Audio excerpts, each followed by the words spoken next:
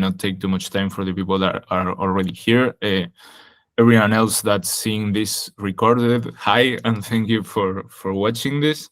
My name is Pedro. I'm 3K left on Telegram, and I'll talk a bit. The idea is to make it as dynamic as possible, and I want to apologize early for my English because it's not my second language even, it's my third language. So I hope I don't butcher too many words. But I'll introduce myself a bit, and then what we are doing through Futuria and what we are trying to accomplish in the use of decentralized tech to help media and journalism in general. This started through La Diaria. This is relevant to say, I think, because La Diaria's spirit and business model and operational model is really relevant to what we're trying to accomplish in Futuria, which is I work in La Diaria and have been a part of La Diaria for about 2.5 years now. La Diaria, for everyone that's listening to this who doesn't know it, which is, I suppose, most people, is one of the largest media outlets in Uruguay. That's where we are based. That's where I'm from. I'm from Uruguay, that small little country between Argentina and Brazil in South America. We are 3.5 million people, for you guys to have an idea. And La Diaria has almost 23,000 subscribers. So we are aiming to achieve that 1% of the population as subscribers. So that's basically what La Diaria is, one of the main media outlets. And we have a particular working model for La Diaria, which is La Diaria is a fully worker-owned cooperative. It's a co-op. So basically what we try to do is to create a co-op organizational model to be able to make sure that we always have control over the editorial line and the aspects of the editorial stuff, and to make sure that no one, just because they own the outlet or they finance the outlet in any way, have anything to do with the editorial line of the media outlet. So basically that's La Diaria. It's a media co-op that happens to be one of the largest media outlets in Uruguay. It's a subscriber-based outlet, as I said, and we try to be, we are as independent as it gets from our capital structure, which, as I said, is 100% worker-owned through a co-op, and also through our funding sources, because we get at the moment a little bit over 93% of our revenues from subscribers. So ad pressures aren't as present in La Diaria as in other media outlets. That's basically what La Diaria is, and that's relevant because Futuria is born or gets created based on conversations we had around La Diaria. I was really interested in DAOs originally and what they meant, because I saw there was a really strong correlation between DAOs and traditional co-ops, and I thought that there could be a lot of learnings that traditional co-ops could bring to DAO management and how DAOs worked. That basically started a conversation with La Diaria's team, the cooperative, and we decided to create Futuria. Futuria is an experiment, to be completely honest. I almost always describe it either as an experiment or a lab, because the idea is to try to understand and find ways on how decentralized technology can help to solve media management biggest issues. I talk about media management and not journalism most of the time, even though the landing page talks mostly about journalism, because I truly think that journalism is, it has more, it is almost unfair to me to talk about journalism's crisis. It's not a journalism's crisis, it's a media management and business model crisis. And in that sense, what we try to do in Futuria is to with an open mind and with knowledge both of the decentralized tech slash crypto slash DAOs space and the knowledge of media, we try to understand where is the overlap and where this technology can actually help tangible problems, because we all are very, I mean, at least I am very used to theoretical discussions about what decentralized tech can do and the role it needs to fulfill in society in general or in the long run. But I was lacking before we started this, or I wanted to see how it could actually impact media outlets that were actually running and had serious problems. And that's why we created Futuria. Basically, Futuria, through experimentation, we found or we created two lines or two types of different work that we do, or two use cases that we thought we think actually can help independent media outlets that are facing two different problem sets in a way. The first one, and the one that is closest to my heart, and because I think it's the biggest problem, it's censorship. Censorship in Latin America is not, in Latin American media, I mean, is not a risk or a theoretical possibility. It's a reality. I mean, it really happens, not in every country, of course, but particularly in Venezuela, in Nicaragua, in some of the places we work with media outlets, it's a really present issue. And it takes many forms, many different forms with different levels of intensity and with different methodologies to actually implement that censorship. One of the most common that, for example, Efecto Cocuyo, which is a Venezuelan media outlet that we were helping, that are friends of ours, they were facing a very specific type of censorship, which was blocking through internet service providers. So what happened there? The government, without any court order or legal basis of any kind, mandated to the internet carriers, Claros and many, 2 or 3 different companies that provide internet in Venezuela. If a Venezuelan IP requests this address, you just can't provide this address, or else you can't operate in Venezuela. So how does one solve that? That destroyed completely the traffic of the site, of course, and the ability of Venezuelan people to actually hear an unbiased, independent news source. What can one do about that? I mean, there are some things one can do and some things one can't, of course, but the solution that we were working with them was twofold. One was creating a dynamic DNS solution mostly using Ethereum name service, but other providers as well, to be able to create multiple clone sites of the original site that was censored, and to basically try to avoid censorship that way. That was really hard to actually implement, because the response of the government was way swifter than we thought they would manage.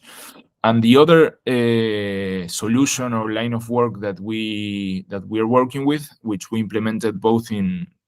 started implementing both in Venezuela and also implemented here in Uruguay, where we are based, is linked to decentralized storage, because online censorship to journalists and media outlets usually takes either one of two forms.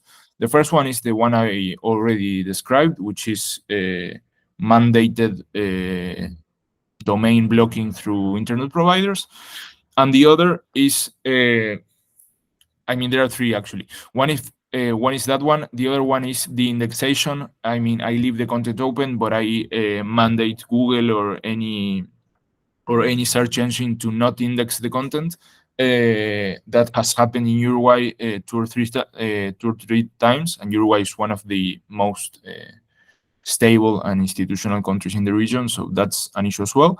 And the other type of censorship that we're seeing is linked to storage providers. I mean, me, autocratic government, I don't I don't mandate the internet provider to take down the site or not permit access to the site within certain IPs. I don't mandate the indexation. I mandate, either it's mostly Amazon Web Services or Google Cloud, to actually stop providing cloud storage services to the site. So those are basically the 3 lines of attack that most governments have relating digital censorship of media outlets in Latin America. For the last one, what we found out, is, I mean, we didn't find it out, but what we thought of was to use the decentralized storage solutions that are created through the decentralized and crypto space. Particularly, we started using Filecoin for that, and IPFS in particular, to make sure that all media outlets and media sites have a backing in a decentralized storage that cannot be taken down in the case the main site gets taken down. The initial idea was to actually help media outlets transition to Filecoin as the default. That wasn't happening, mostly because ease of use.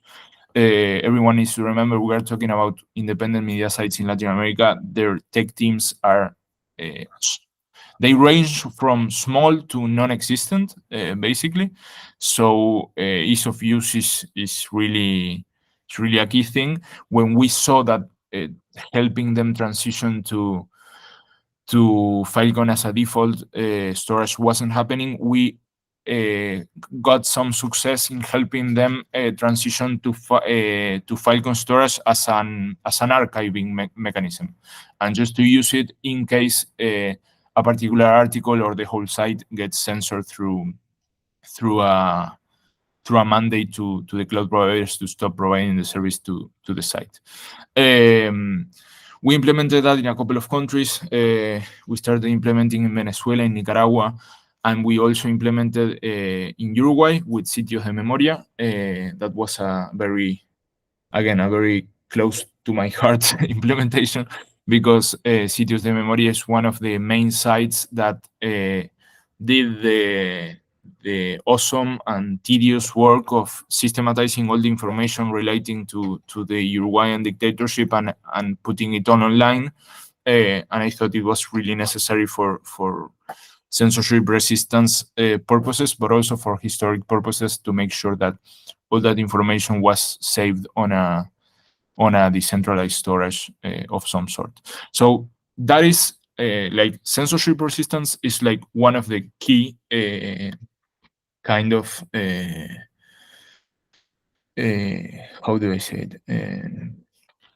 Strategies or implementations that Futuria develops and helps the media outlets. All of this is, of course, I didn't mention that, but we don't charge for these implementations to the media outlets because they don't have money to pay them, of course. This is kind of a collaboration from us, from La Diaria, to the outlets that we work with.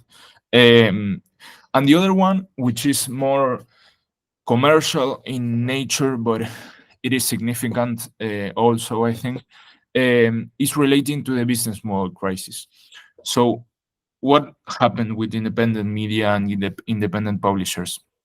Basically, what happened in the last 20 years is that social media ad networks completely destroyed that revenue source for media. Media's I mean, the percentage of ad budget that main companies destined to print media has declined sharply, and the cost structures of the media outlets has not. So there is a very big revenue problem there.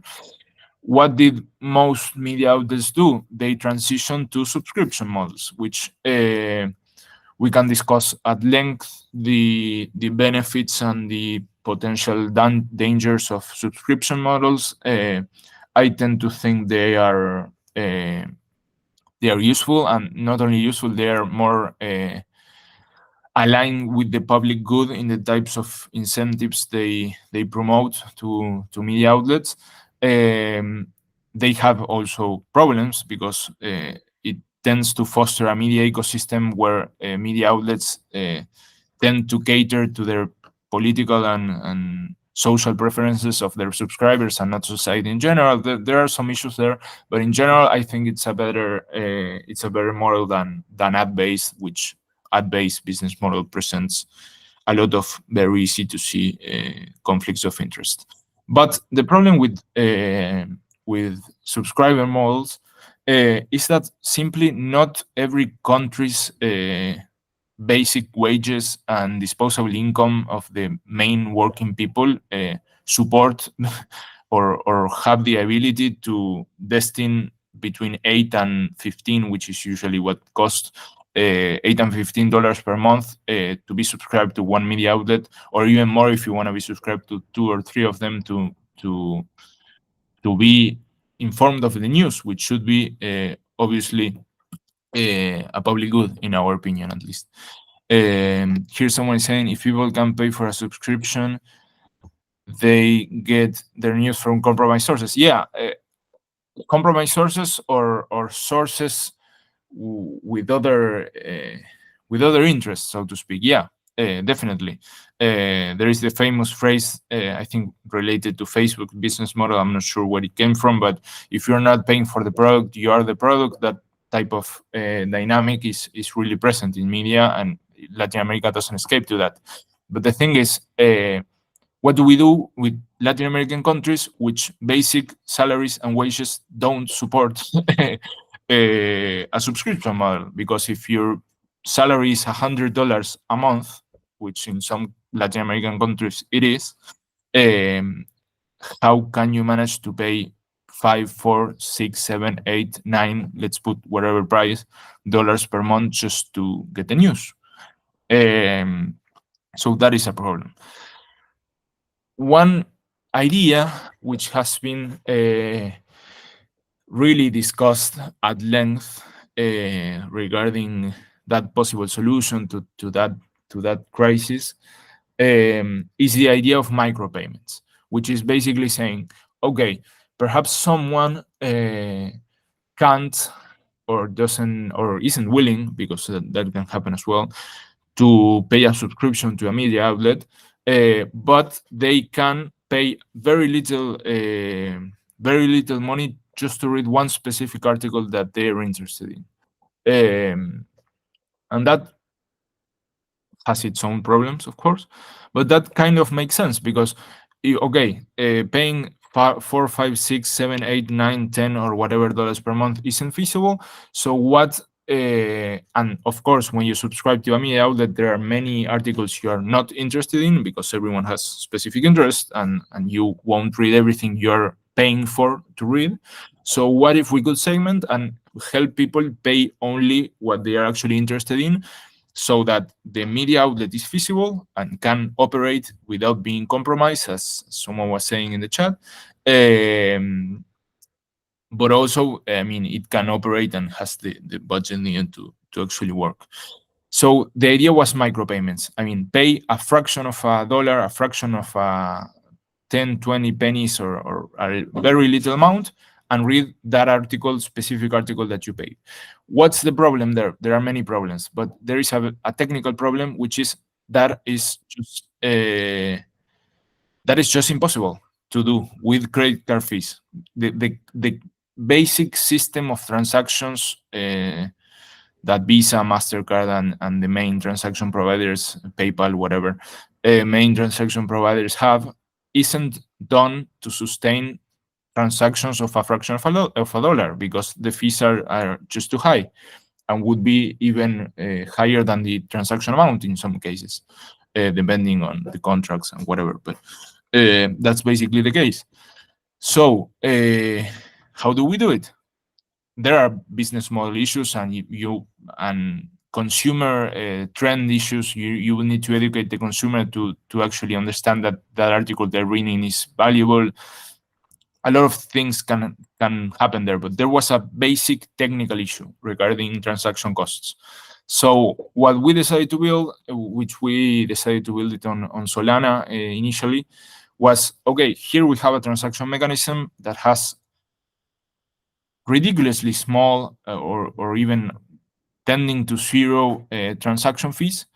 What if we implement a payment gateway that speaks to the CRM and the CMS, the content management and the CRM of the media outlets, and we can help someone pay to unlock an article, do it in Solana, do it with pretty much zero gas fees that make the transaction feasible, and they can read that specific article and pay for that article. And that's basically what we did and what we helped some media outlets experiment with. Someone was asking, would that encourage media to publish articles with more engagement? I don't think so. In our experience, I think you're referring, and that's basically Futuria. But please, I want to open conversation, and I see Alex there and everyone. Please ask me whatever. The idea was to generate a kind of an open Q&A and to let you know what we were doing. We have other experiments going on, but that's basically what we do and what we are trying to accomplish. And getting back to the question of articles with more engagement, what we see is that clickbait strategies, and I'm not trying to be dismissive of clickbait strategies, because they are like the last resource of some media outlets to survive, and fortunately we don't have to do it, but I don't judge it in some cases. But what I've seen of those strategies is that, contrary to what one may expect, clickbait strategies are more useful when the business strategy behind is an ad strategy, because the main clickbait articles that are either completely a lie or are like torn down for the header or the title of the article to say something that the main article actually rebuttals or doesn't say. That is a good strategy to drive engagement and to drive clicks and to drive traffic to the site, which then you can monetize through ads. Those media outlets then have a huge issue converting to subscriptions or getting their audience to actually pay them. Because basically they erode the trust they have with their audience, and the audience that keeps coming back to them, they come back to consume whatever's trending, not because they actually appreciate the editorial stance of or the investigation that they do or whatever, but basically what's trending now. So they tend to have bigger audiences, which lower loyalty to the media outlet, which then makes them more difficult to convert to paying subscribers or micropayments or to getting payments from the audience in any sense.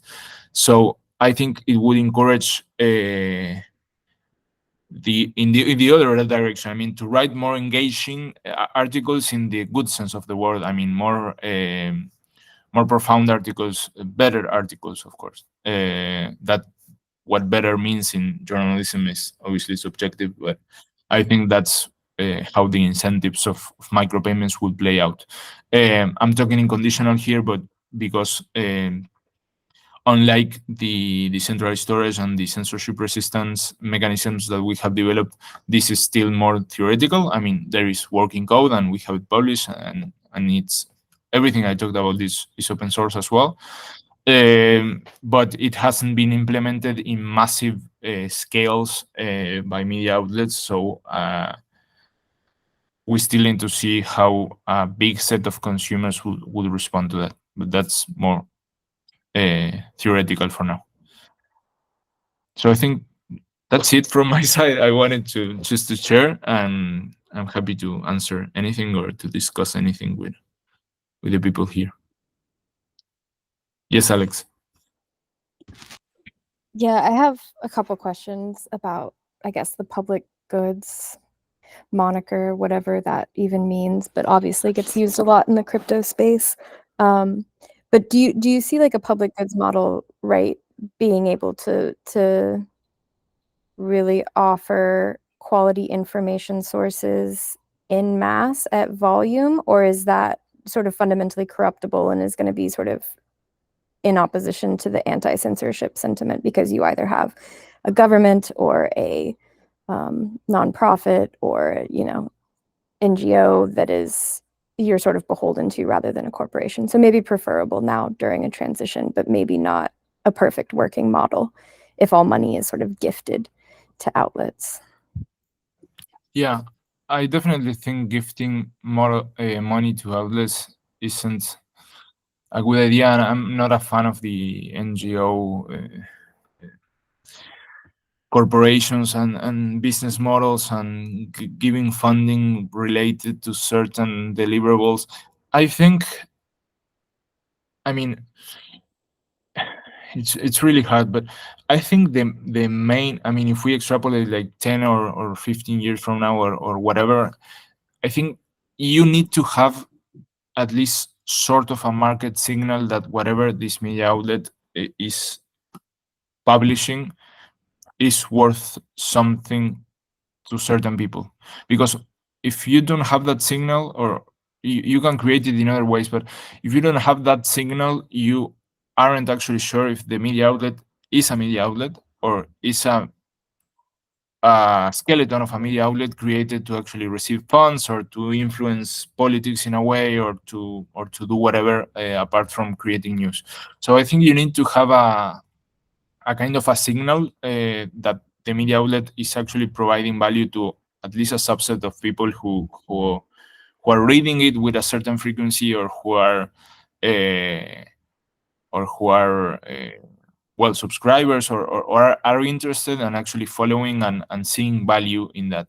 I think if you have that value reference, the main idea would be to at least mine, isn't through Futuria, this is how I would organize that. Um, but I think the main or the better way to, if a state wanted to help a state or some type of actor wanted to help independent media, the idea would be, okay, so let's establish a set of criteria that we can all agree on to understand if each media outlet is actually providing value to the community and how much value is being provided. That can be the number of paying subscribers. That can be hacked in a way. You can lower the cost to $1 per month and have more subscribers. But let's define some sort of metric to understand whether the media outlet is actually creating value to the community of readers it serves. And let's support them, the media outlet ecosystem, pro rata, I mean, accordingly to the value they produce to their community members. For example, if the metric we decide on, which I don't think it's the best, but as a mechanism to explain, if the metric we decide on is paying subscribers or paying subscribers with a subscription over $5, just to avoid hacking and putting the subscription at $1, we the state or the actor or whoever will buy an according I mean, we will double the subscription base, and we will help financially the media outlet, but according to their subscription base or whatever metric gets decided. Because if not, I think there is a real risk of corruption, as you said. And by the way, I'm not sure what the metric is. I'm using subscribers as a way to simplify, but yeah. Yeah, for sure.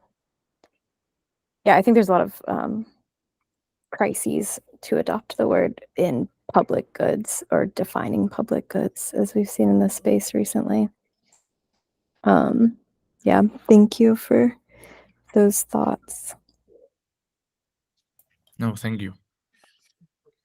Yeah, I mean, we've been a couple things to add. Like on the one hand, when I'm thinking about public goods funding for things like this, I'm thinking along the lines of I would almost call it like autonomous socialism, you know, extractive institutions that are eclipsed by open source, peer-to-peer solutions that can take their place. And in the process of that eclipsing, you'd be able to beat the extractive fee. You know, just think of POS systems for payments processing. You know, an open source software stack for that would have encoded in it a public goods funding sort of autonomous tax. You know, and yeah, I mean, what that leads to is, so now you have this big stack of money. What that leads to is engineering sort of efficient and participatory deployments of that money.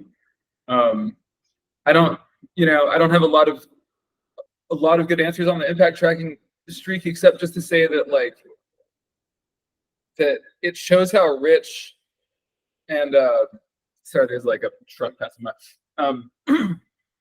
It shows how rich the set of the resonances between the problem space of journalism and the problem space of Web3 is, in the fact that impact tracking is the major conversation in both worlds for completely different reasons. You know, anyways, there's a lot to say there, but yeah, I mean, the kind of stuff that I think Ceravone is doing over at Regen Learnings, taking a lot of data scientists and just sort of crashing their way into that problem space and trying to figure out these issues. It starts to point to this question of qualitative versus quantitative tracking, you know, and accounting. And I don't know, you know, I think you're somewhat familiar that my sister is working in the field in Berlin and has been really struggling with that question of, you know, yeah, there's obvious impact metrics like clicks, but to what extent can those be gamed? To what extent are they useful? To what extent, you know, which impact metrics are going to be the most pro-social, I guess would be the question. And then I would just say that that something that I'm thinking, or that we've been thinking about is this, or I guess what I would ask you is I think that moving forward, I see a direction in which hypercerts are deployed, and individuals are able to stack streamed funding, where a valid hypercert is able to sort of exist in this marketplace where, you know, say some guilty niece inherits some pharmaceutical wealth and wants to get rid of it, which I've actually seen happen before. That was a very specific example. You know, but they say, okay, I don't have the time to you know, do a ton of research.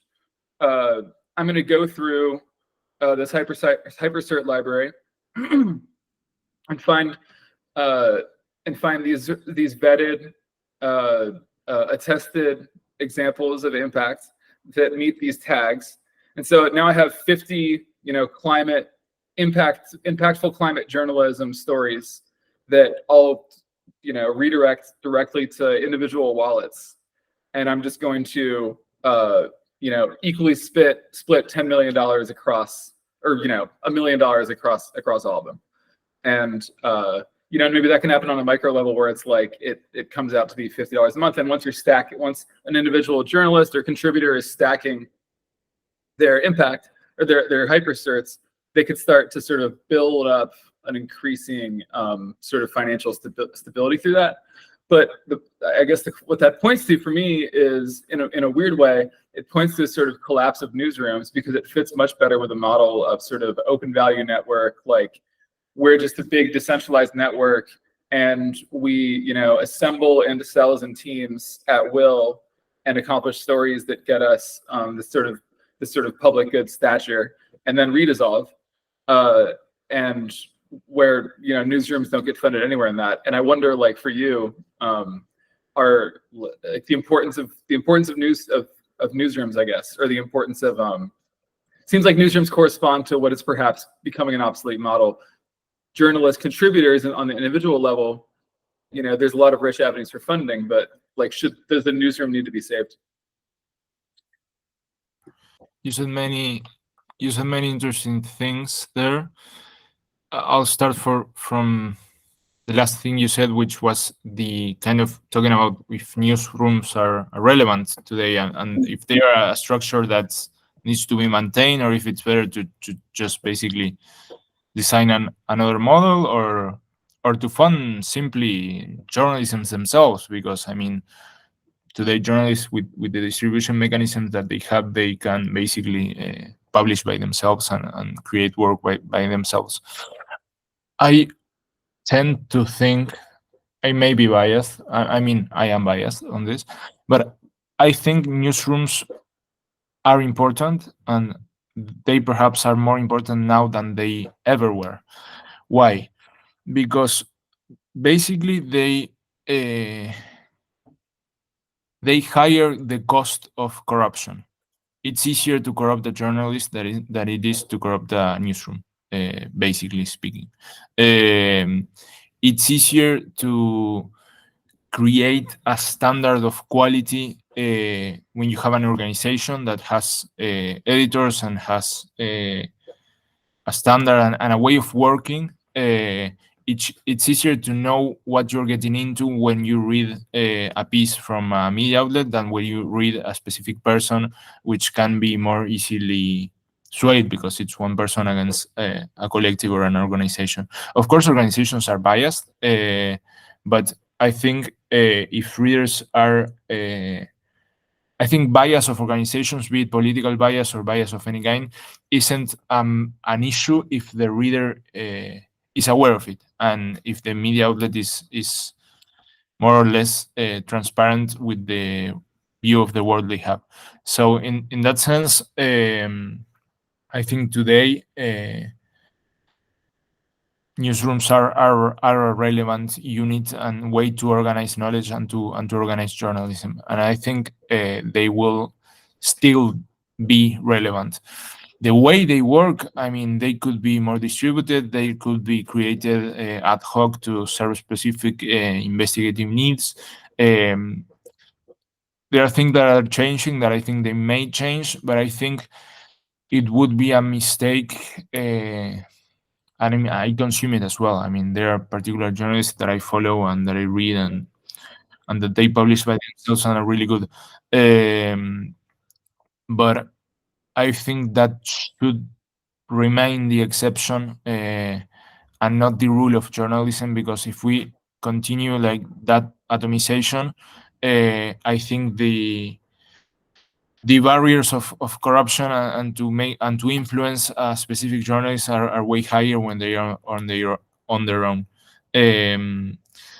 So I think that. And regarding the first thing you mentioned, which was impact measuring, it's really hard.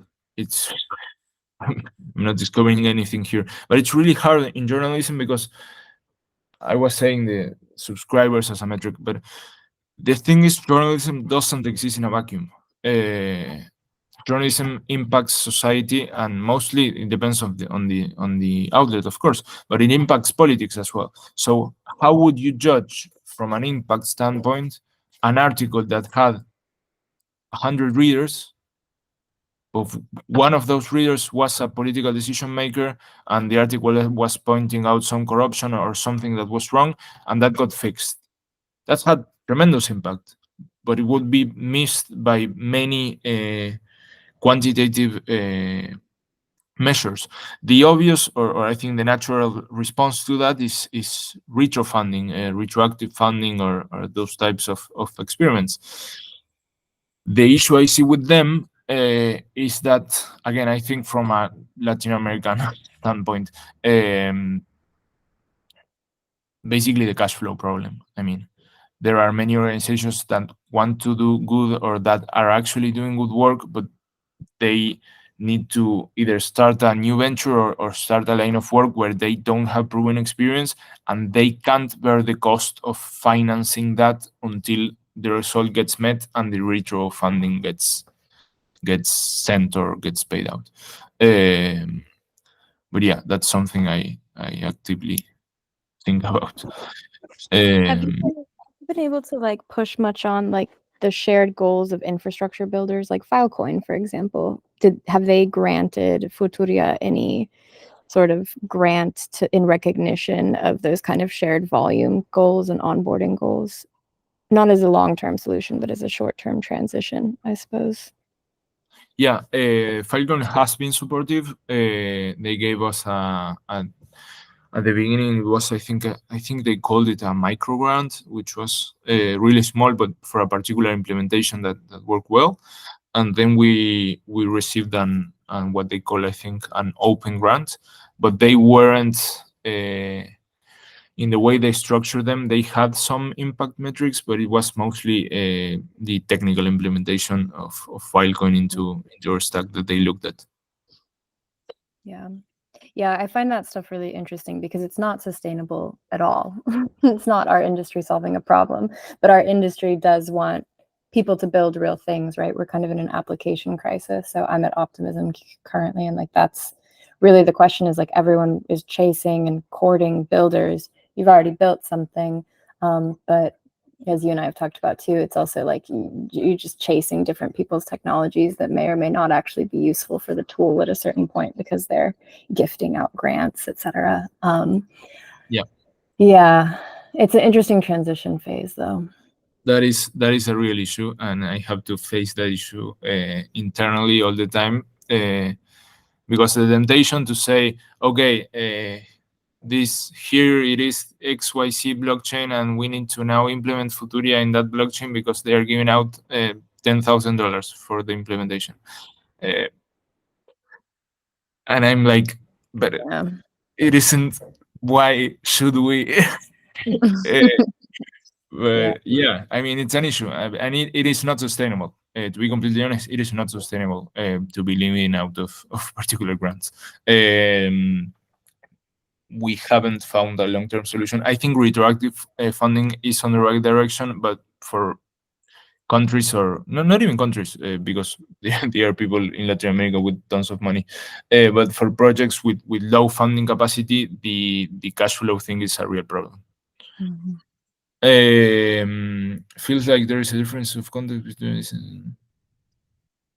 Yeah, of course. Yeah, there is a difference of context. There is a very big difference of context. There's some there's conversations about forking the protocol guild model and trying to allot money to it's still to some extent has this problem of like association with the blockchain, but rather than these like L2 public goods wars, it's like, well, are you is the work that you're doing resulting in onboarding to the Ethereum network in general, like this, which I'm still like maybe hesitant about. I would say that like a very sci-fi solution or like area of potential solutions that has come up is well, I've claimed this idea of under capital, which is like when you start playing with 8 forms of capital, and you start playing with different functions of money, essentially like collaborative finance, but in a sort of expanded way that includes these different forms. You could picture something like a like mutual credit subsidies, right? Or public goods oriented mutual credit relationships where contributors are able to journalists are able to sort of be gifted points or credits towards basic needs, right? That some people that may have a surplus of certain basic needs resources, food or housing or whatever, but don't necessarily have liquidity to donate, can opt into a network and say, people that are providing this core public good are able to have to receive points that access these kind of access these surpluses rather than just direct liquidity. So and that would be like you said, in environments where there's cash flow problems. Like, how can you think around that? I still think it's very far away, like what that actually looks like, but I think it's a design space. Definitely. I mean, and we have faced or went through similar discussions. Just forget about Futuria in the newspaper itself, because we think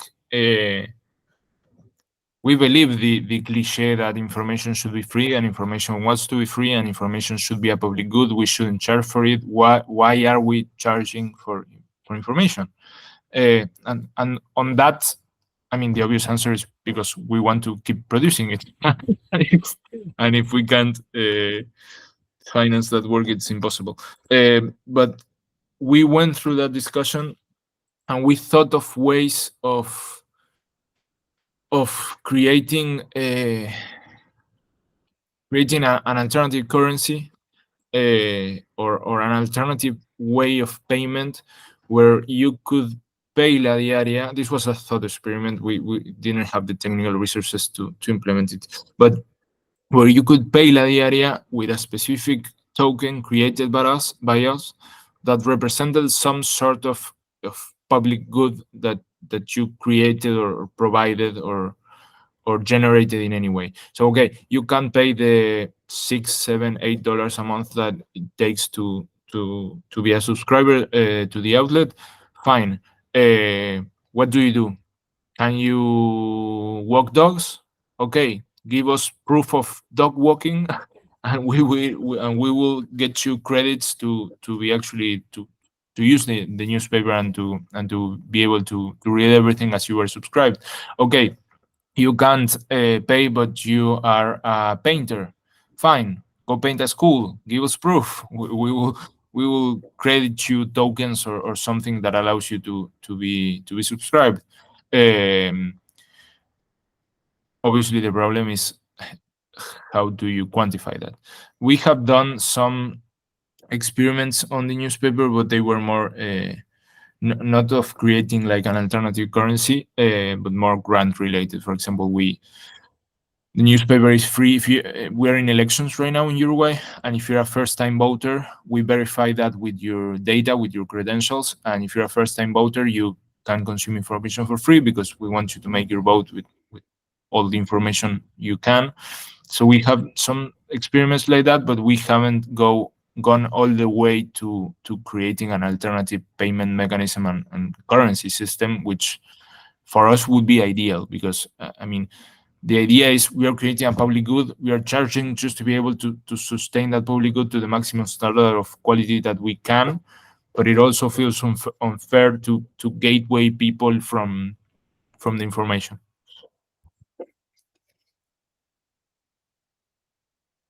I just made a note of bonding curve research group, which is sort of associated with token engineering commons and with block science.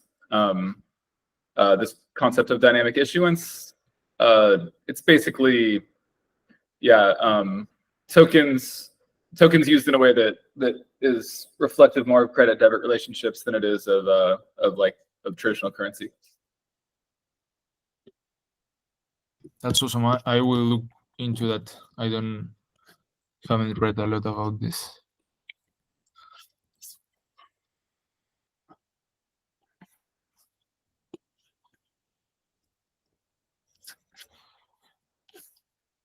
Yeah, it also sounds like we're getting into my sleeper obsession of mutual credit systems, right? Like, how much of society can you run on mutual credit?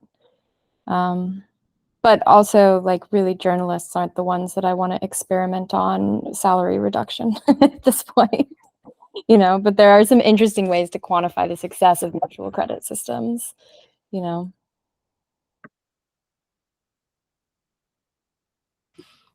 Yeah, definitely salary reduction for journalists wouldn't be the first Yeah, place it's to not start really in salary reduction. But yeah, I mean, I think it tends to go back to the thing we were discussing on the group, Alex, with other people as well, which is not all transactions are free, and the fact that a transaction happens doesn't mean it reflects the desires of everyone involved. Some transactions are forced or mandatory, and how do we create a system in which freer, I don't know how to explain it, but I think we're on the same page on that. Mhm. Yeah, and I think on the readership part too, most people don't consent to getting misleading news or consent to getting news which is filtered through the desires of a corporate overlord in Yep. most parts of North and South America. So there's a sort of like blind transaction that's going on there for most people consuming media.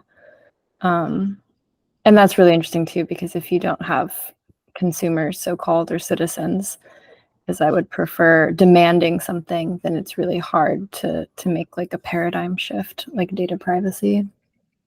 Yeah, and it's really hypocritical in a way, but because one of the main concepts of the free market and the efficient market hypothesis and all that school of thought is basically that it works if there is symmetry of information. And regarding media itself, it's one of the places where more asymmetry of information exists. I mean, when you read something, you don't know. In some outlets, you don't even know which human wrote it, or if a human. What are the interests behind that? How is the business funded, and how can that be actually a free transaction when you don't have that information?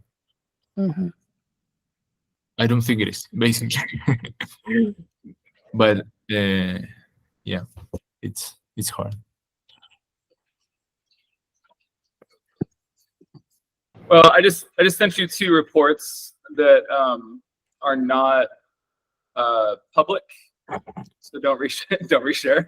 I don't know why I have them. Why like I'm allowed to have them. But they are about solutions specifically for funding climate journalism. Yeah. Sorry, where did you send them? I just in Telegram. Yeah, resharing, Sally. Yeah. Okay. Don't tell me any secrets, because apparently. Yeah, exactly. I will look into that. Thank you. So just because you're cool, yeah. I'm on the cool group. That's fine. That's fun. So yeah, that's what we're up to. Thank you. I have a friend who couldn't make it to this that I'm going to send. Unfortunately, an Arbitrum friend, so he's going to try to get you to find a new technology. But he also, funnily enough, he had the founder of Petrocoin in Brazil when he was fleeing, essentially, arrived by boat. He ended up crashing on my friend Joe's couch for a little bit. So he's well exposed to some of the politics in Venezuela and super interested to hear. The order of people who understand Latin America and the people who are in crypto is very tiny. So knowing everyone on that is really fun. Yeah. Yeah. And we didn't even get into the conversation about like government, sanctioned crypto being a new existential threat to y'all, but Argentina will be interested what comes of it, and if we don't follow suit, hopefully not. But yeah, interesting times. Thank you so much for the thoughts. I'm going to drop in the research group too a couple case studies for a mutual credit group, so nothing to do with crypto. She's ex-Consensus, but super cool to see the traction that they've gotten with like very confined, very specific and precise case studies where mutual credit was able to like meet a shared need. Sometimes with like a fiat value of like almost up to USD 1 million. So very effective. That's awesome.